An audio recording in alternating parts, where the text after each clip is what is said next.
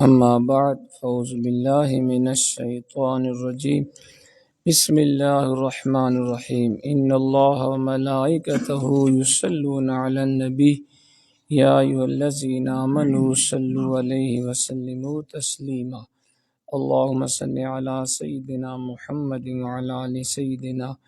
محمد وبارک وسلم علیہ۔ حضرت محترم، کل ہم بدعت کی اقسام کے حوالے سے پڑھ رہے تھے۔ بدعت کی 5 قسمیں ہم نے پڑھی، پھر محفل میلاد کے حوالے سے پڑھا کہ اس کی اصل حدیث پاک میں موجود ہے،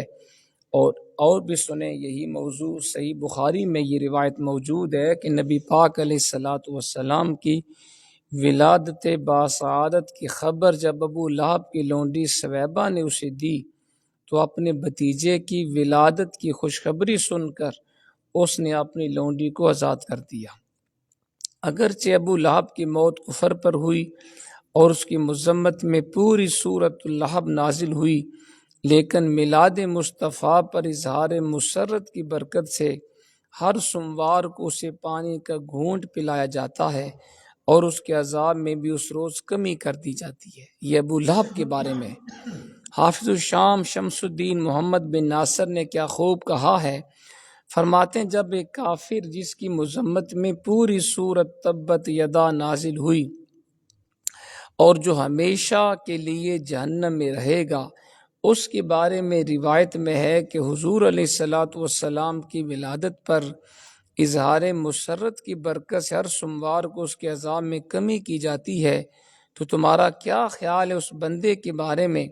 جو زندگی بھر احمد مجتبیٰ کی ولادت باسعادت پر خوشی مناتا رہا اور کلمہ توحید پڑھتے ہوئے دنیا سے رخصت ہوا؟ کہ جب کافر کو اللہ محروم نہیں کرتا حضور کے میلاد منانے پر، تو جو حضور کے غلام ہیں، امتی ہیں، عشاقان مصطفیٰ اگر اپنے آقا کا میلاد منائیں گے، خوشی کریں گے، اللہ ان کی بخشش کیوں نہیں فرمائے گا؟ اس لیے ہم بسط ادب اور از رائے خیر اندیشی ان حضرات کی خدمت میں عرض کرتے ہیں کہ وہ اس تشدد کو ترک کر دیں جو کہتے ہیں جو حضور کا میلاد منانا بدعت ہے، جائز نہیں ہے۔ اللہ تعالیٰ کے محبوب کی ولادت باسعادت سب امتیوں کے لیے اللہ تعالیٰ کا عظیم الشان احسان ہے۔ آئیے اس روز مل کر اللہ تعالیٰ کی بارگاہ میں سجدہ شکر ادا کیا کریں، سب مل کر اس کی تسبیح و تحلیل کے نغمے الاپا کریں، اظہار مسرت کے ہر جائز طریقہ کو شرعی حدود کے اندر رہتے ہوئے بروئے کار لائیں، ایسی محفلوں کا اہتمام کریں جن میں امت مصطفیٰ کے افراد جمع ہوں اور ان کے علماء اور حکماء سیرت محمدیہ سے انہیں آگاہ کریں۔ اس کے محبوب پاک علیہ الصلاۃ والسلام کی بارگاہ جمال و کمال میں عقیدت و محبت سے صلاۃ والسلام کے رنگین پھول پیش کیا کریں، اور یہ اہتمام بہرحال ملحوظ خاطر رہے کہ کوئی ایسی حرکت نہ ہونے پائے جس میں کسی فرمان الہی کی نافرمانی ہو یا سنت نبویہ کی خلاف ورزی ہو۔ اس سلسلہ میں ہم سب متفق ہیں اور ہمارا غیر مشروط تعاون ان مصلحین امت کو میسر رہے گا جو اس نیک مقصد کے لیے کوشاں ہیں۔ ولادت مصطفیٰ علیہ الصلاۃ والسلام ابدی مسرتوں اور سچی خوشیوں کی پیغامبر بن کر آئی تھی، جس سے کائنات کی ہر چیز شادوں فرحاں تھیں، فرشتے شکر ایزدی بجا رہے تھے، عرش اور فرش میں بہار کا سماں تھا، لیکن ایک ذات تھی جو فریاد گناہ تھی۔ یعنی حضور کے میلاد پہ پوری کائنات نے خوشیاں منائی سوائے ایک ذات کے جو چیخ چلا رہی تھی اور اپنی بدبختی اور حرمہ نصیبی پر اشک افشاں تھی،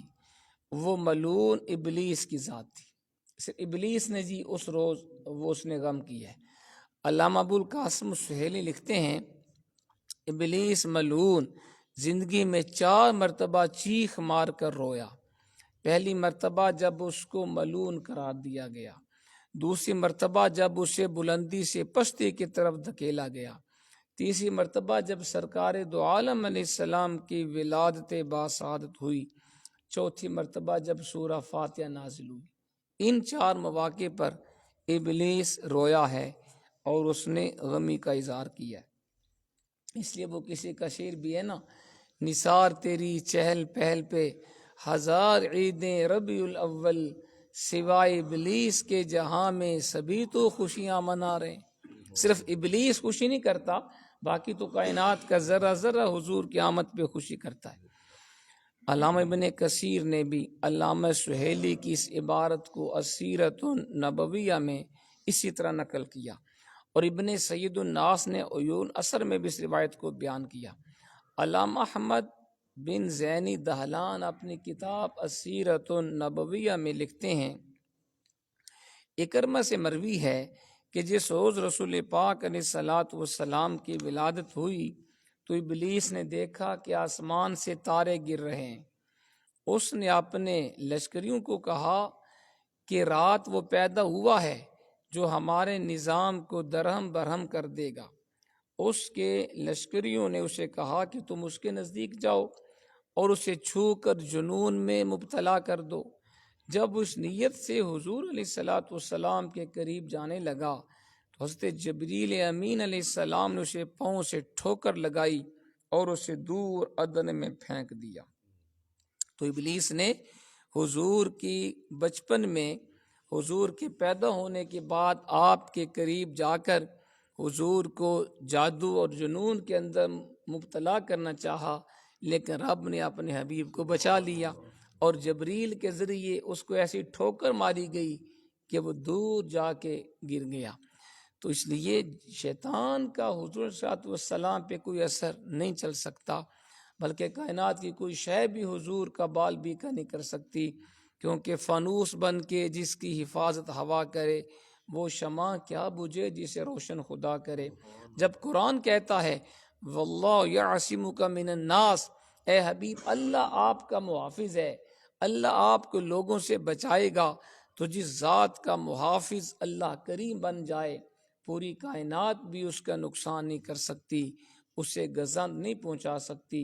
یہ ہمارے آقا کی شان ہے۔ تو ہم نے حضور کی ولادت کا واقعہ پڑھ لیا، کل انشاءاللہ ہم حضور کا معصوم بچپن شروع کریں گے کہ آپ نے بچپن کیسے گزارا ہے۔ اللہ تعالی ہمیں عمل کی توفیق عطا فرمائے۔